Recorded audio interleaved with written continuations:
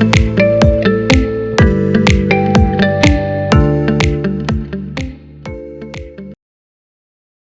Students, इस video में हम डिस्कस करेंगे प्रेजेंट कंटिन्यूअस टेंस को हम कहाँ यूज करते हैं।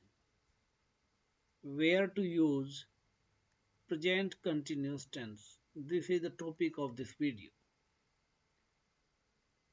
पहला पॉइंट है हमारा, for an action going on at the time of speaking.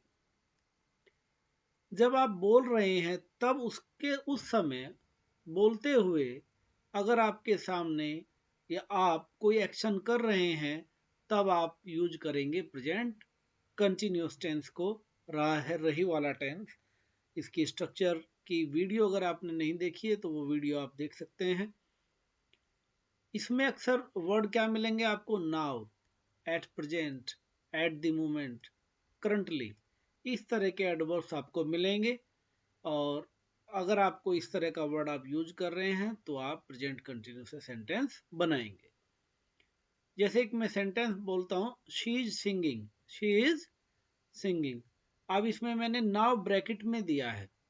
अगर आपको कोई सेंटेंस बोलता है she is singing, she is singing, इसका मतलब ये है कि वो जब बोल रहा है उसके सामने वो गाना गा रही है, उसके आसपास, या वो सुन रहा है उस गाने को, तो शी इज सिंगिंग। नाव लगा देंगे तो डायरेक्ट पता चल ही रहा है। अगर नाव भी नहीं लगाया है तो इसका मतलब ये अंडरस्टूड है कि वो एक्शन अब हो रहा है। एक सेंटेंस और देख लेते हैं, the boys are playing hockey, the boys are playing hockey. Noun नहीं लिखा है मैंने सेंटेंस में, कोई भी एडवर्ब मैंने इसमें नहीं लिखा है, लेकिन ये अंडरस्टूड है कि हम क्या बात कर रहे हैं। अगर प्रेजेंट कंटिन्यूअस यूज हो रहा है इसका मतलब एक्शन सामने हो रहा है। जब बोला जा रहा है एक्शन के बारे में तब वो एक्शन घटित हो रहा है। सेकंड पॉइंट है आपका, for temporary action.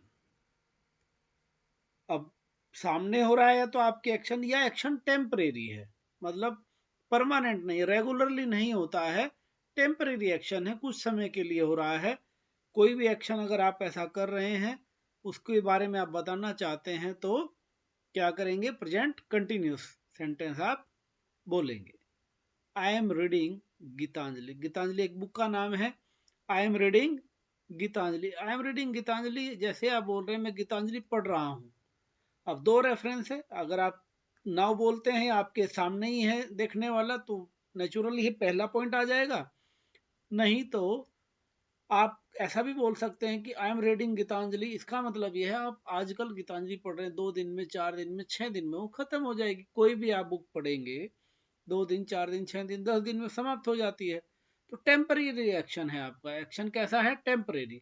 Temporary action है तो आप प्रेजेंट कंटिन्यूअस को यूज करते हैं। The police are investigating into the matter. The police are investigating into the matter. Police जो मामला है उसकी तहकीकात कर रही है। एक तो ये ध्यान रखें, पुलिस के साथ हमेशा प्लूरल वर्ब आती है, आर आएगा, इज नहीं आएगा। इन्वेस्टिगेटिंग इनटू द मैटर, तो कोई घटना हो गई है, उसकी जांच कर रही है पुलिस। तो जाहिर सी बात है एक ही केस की जांच तो हमेशा नहीं करती रहेगी पुलिस, इसलिए क्या है, यहाँ पर टेम्पररी रिएक्शन है तो प्रेजेंट कंटिन्यूअस को हमने यूज किया है। तो 2 पॉइंट हो गए। Eight the time of speaking, जब आप बोल रहे हैं तब अगर कोई एक्शन हो रहा है तो आपको प्रेजेंट कंटिन्यूअस यूज करना है। अगर कोई एक्शन टेम्परेरी है तो भी आपको प्रेजेंट कंटिन्यूअस यूज करना है। थर्ड पॉइंट देखते हैं, an action already arranged to take place in near future. कोई एक्शन है जो जल्दी होने वाला है और प्लान्ड है, ऑलरेडी प्लान्ड है, पहले से उसकी प्लानिंग हो चुकी है। I am going to the cinema tonight, मैं शाम को आज सिनेमा जा रहा हूं। तो पहले प्लान कर लिया आपने, टिकट ले लिए हैं, तो आप क्या कह रहे हैं, प्लान्ड है आपका एक्शन। और नियर फ्यूचर जल्दी होने वाला, आज, कल, 1-2 दिन में, तो उसको आप क्या करते हैं, प्रेजेंट कंटिन्यूअस में सेंटेंस को बनाते हैं। My uncle is arriving tomorrow, मेरे अंकल कल आ रहे हैं। तो यानी कि पहले से ही आपको पता है कि आपके अंकल आ रहे हैं, उनका कोई प्लान बना हुआ है। तो आप सेंटेंस कैसे बनाएंगे, प्रेजेंट कंटिन्यूअस में बनाएंगे।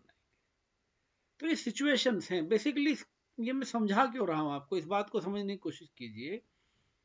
आप कहना क्या चाहते हैं? I go to cinema tomorrow, I go to cinema tomorrow, ये भी तो इंग्लिश है, ये भी करेक्ट है। I have gone to cinema, I will go to cinema, I was going to cinema, सब टेंसेज हैं, सब सेंटेंसेज सब करेक्ट हैं।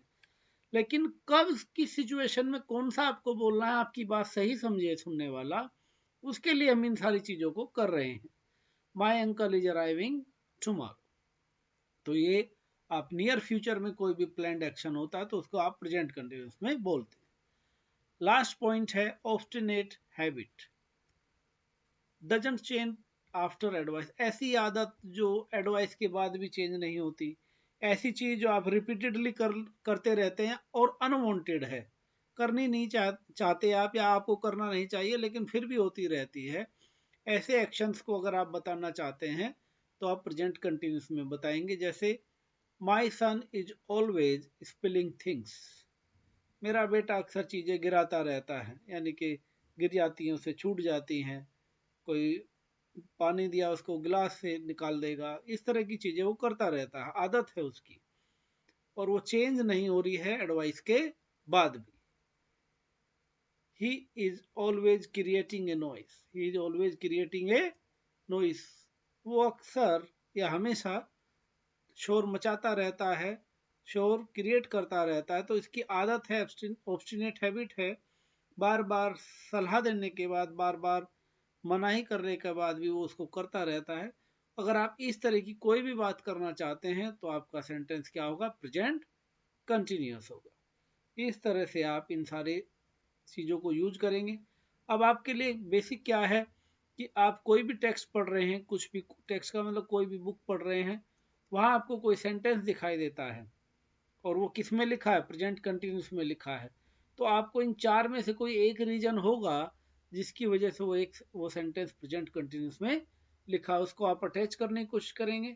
और जब भी इन चारों में से कोई एक सिचुएशन आपके दिमाग में हो कि मैं अब इस तरह से बात करना चाहता हूं, तो आप प्रेजेंट कंटिन्यूस में सेंटेंस बनाएंगे।